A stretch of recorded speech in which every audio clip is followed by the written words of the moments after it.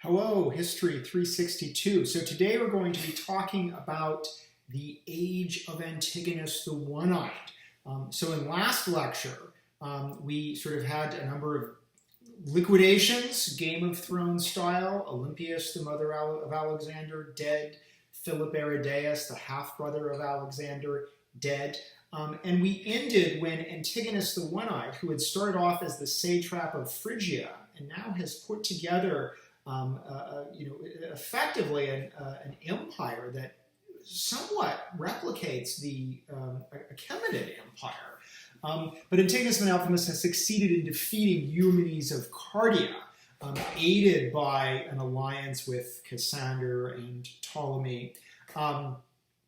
And the death of Eumenes of Cardia, however, leads to a complete retriangulation. And this is actually something that we see repeatedly in the wars of the successors coming together against the most powerful enemy, defeating him, usually he dies, and then they break apart and then retriangulate around the next most powerful enemy. So there had been a triangulation around Eumenes of Cardia. By 316, he is dead, captured, and then executed by Antigonus the One Eyed. And now Antigonus the One Eyed is without question the most powerful of the successors. And in many ways, it is Antigonus who breaks the peace. In particular, he moves against one of his own satraps, a satrap that had been loyal to him, Seleucus. Seleucus up till now has been a pretty minor character. He was one of the officers who had assassinated Perdiccas on the Nile, and his reward is the satrapy of Babylon. In what's now southern Iraq, a very important, wealthy satrapy in an agriculturally productive region, the lower part of the Fertile Crescent, the Tigris and the Euphrates. But now Antigonus moves to drive Seleucus out of his satrapy by force. There's a kind of pretext that he's been caught embezzling money. And Seleucus flees to the court of Ptolemy in Egypt. So again, now Antigonus, if you sort of look what his realm looks like, it looks a lot like what the Achaemenid Empire looks like. Not perfectly, but he controls a huge swath from Asia going in towards Iran. That said, now his former allies turn on him, particularly as he's acting in an assertive manner. Ptolemy, with the support of Seleucus, who for a while serves as an admiral in Ptolemy's fleet, resists Antigonus's attempt to conquer Gaza from Ptolemy. And there's a major battle in 312 BC. It's a large-scale clash of armies. The Antigonid army is led by Antigonus's son, an important figure on his own right, Demetrius Poliorcetes. And Poliorcetes in Greek means the besieger. So Demetrius the besieger, who successfully besieges many cities, and also unsuccessfully besieges one city, Rhodes, in 304. There's some debate about whether that nickname is ironic or not. But Demetrius Poliorcetes loses the Battle of Gaza in 312. This creates an opening. It actually is a major setback for Antigonus and Demetrius. It creates an opening for Seleucus to go and reclaim his satrapy. And so Ptolemy lends Seleucus a small contingent of soldiers. They ride across the desert. Supposedly, they're all terrified. And so Seleucus tells his soldiers, as a way of encouraging them, listen, I had a dream, and Alexander the Great appeared to me in a dream, and I can tell you it's going to be okay. And in this story, we see it has echoes of the story that's a similar story that's told about Eumenes of Cardia, who sets up this empty throne and says, Alexander, that's Alexander's throne. This need for these essentially warlords who have very little legitimacy on their own right to summon literally the spirit of Alexander to provide them with sort of moral and even psychological backing when they're before their followers. So Seleucus manages to reclaim Babylon, and this will eventually really kind of shift the balance of power in the east. Antigonus is largely occupied fighting Ptolemy and Cassander, and Seleucus takes advantage of this.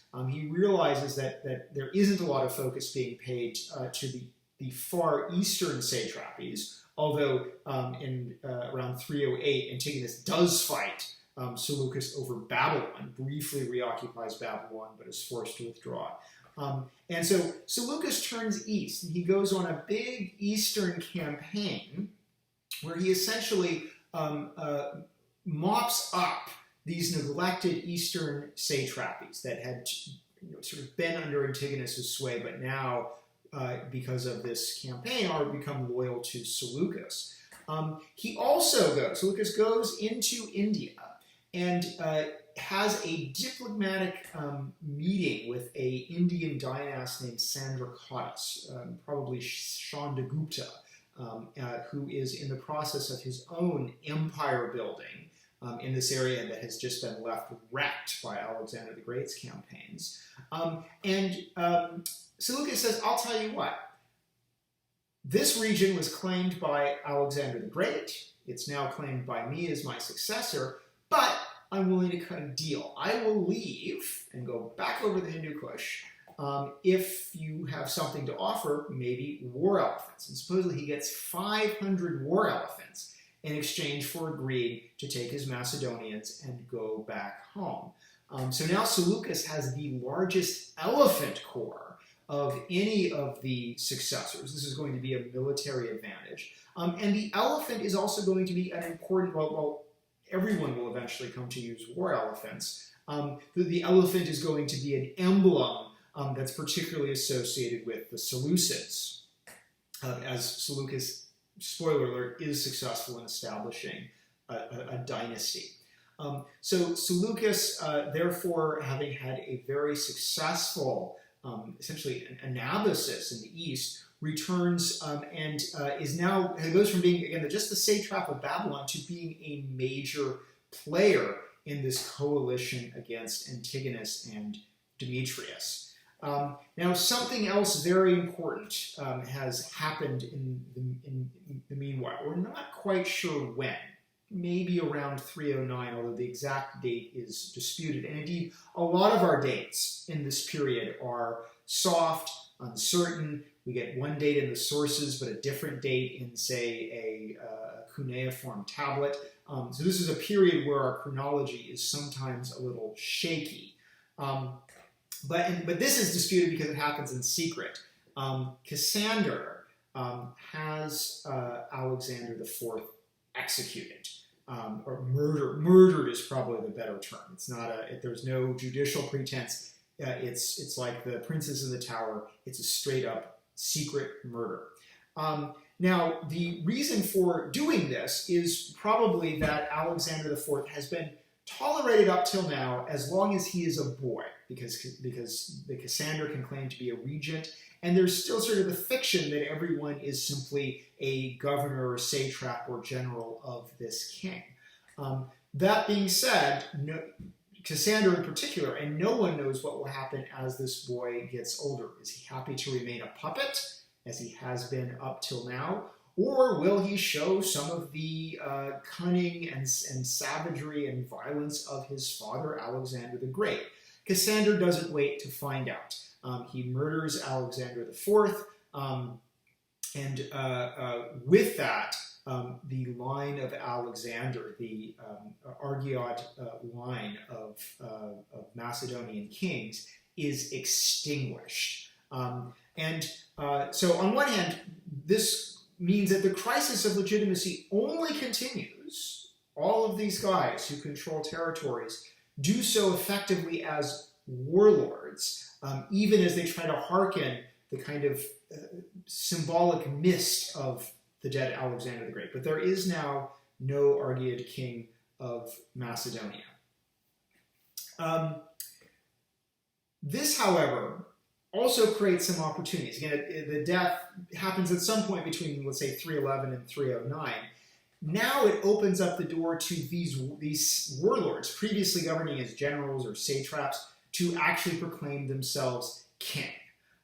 The first to do so seem to be Antigonus and Demetrius. And since they don't have the lineage, the claim that they make is they deserve to be king because of their military victories, the fact that they control spear-won land.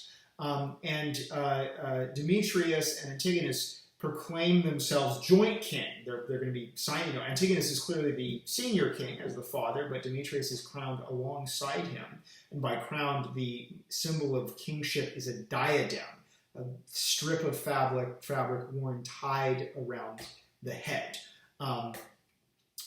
They do this after they manage to win a major victory off of Cyprus, land and sea victory, and a bad defeat for Ptolemy. However, as they expand into the Aegean, Antigonus and Demetrius suffer a real setback. So Cyprus is 306. That they crown themselves king shortly afterwards. So now they're actually calling them that they are basileis, singular basileus, plural basileis. However, Demetrius subsequently undertakes the siege of Rhodes, which has strong diplomatic connections to Ptolemy. So Rhodes is an island. Demetrius lands with a huge fleet and also a set of oversized siege equipment, including a huge siege tower plated with sort of metal armor and combines a battering ram and then hundreds of portholes to shoot catapults out of catapult bolts. So an extraordinarily expensive and intricate contraption. Here, Demetrius does not live up to his name. And indeed, the siege of Rhodes fails spectacularly for Demetrius and causes some to wonder if the moniker Poliorcetes is in fact ironic. Rhodes celebrates by supposedly melting down some of the siege equipment they take from Demetrius, or siege equipment that he's forced to abandon as he withdraws his forces. They melt that down, and from the sale of the sort of raw materials, they construct the Colossus of Rhodes, a huge colossal statue at the entrance of their harbor, which is designed to celebrate the fact that they had successfully resisted Demetrius Poliorcetes. It may be after the siege of Rhodes, or because this is a victory, military and diplomatic victory for Ptolemy as well, that Ptolemy assumes the diadem and starts calling himself a king, a basileus. Cassander seems to wait a little bit, maybe in part because he's slow to admit that Alexander is necessarily dead, but he finally is probably the last of everyone to assume the title of king, at least of the big players. And so by the time we get to the turn of the century, of course it's the turn of the century for us, not for the Greeks, we have kingship outside of the line of Alexander the Great being a pretty common phenomenon, this is the true moment when the Hellenistic kingships emerge. Before that, they had simply been warlords, dynasts, satraps, successors, whatever you want to call them. They weren't kings yet. Now the final showdown between Antigonus and Demetrius and his enemies, in particular Cassander in Macedonia, a king who is another successor who I really haven't mentioned but is important, Lysimachus, who rules in Thrace. Seleucus and Ptolemy, they finally confront Demetrius and Antigonus in a huge, epic battle at Ipsus in 301 BC. The Battle of Ipsus is a major turning point in the Wars of the Successors. And in this battle, Demetrius Poliorcetes tries to emulate Alexander's command of the cavalry. He personally commands the cavalry of his father. He leads it in a dashing charge. He's relatively successful, and he keeps charging and charging. But Demetrius seems to have forgotten what made Alexander so successful, because Alexander had the knack of charging at the right point at the right moment. But he also eventually remembered that he needed, once he sort of had penetrated into the Persian line, that he needed to turn and roll up the enemy. Demetrius just keeps charging and charging and charging and charging. Meanwhile, the alliance against Antigonus crushes his father's infantry line. Antigonus himself, who at this point is over 80, falls fighting, supposedly riddled with javelins. And ultimately, the army is crushed. Demetrius manages to extract part of the army, and he takes his survivors, puts them on ships, and sails over to a small handful of garrisons that he has in Greece. And again, this is a reminder of how strangely unbounded by territory these previous, these new kings are. Demetrius loses almost all of the domain that he and his father had up till now ruled, which again, for a time, kind of resembles the Achaemenid Empire. But the fact that he can get enough soldiers and enough boats and can move to control a handful of fortresses means that Demetrius is not yet done as a player in this bloody game. So 301, the Battle of Ipsus, the demise of Antigonus Menalpthimus, of Antigonus the One Eyed. That seems like a good point to leave off for now. Next time we'll look at the sort of final round of the wars of the successors, even though, again, the pieces are falling into place, right? We have Cassander in Macedonia, we have Seleucus, who now controls much of Asia, and we have Ptolemy in Egypt, and they're all calling themselves king. So we'll talk more about what happens as we enter the 3rd century BC next time.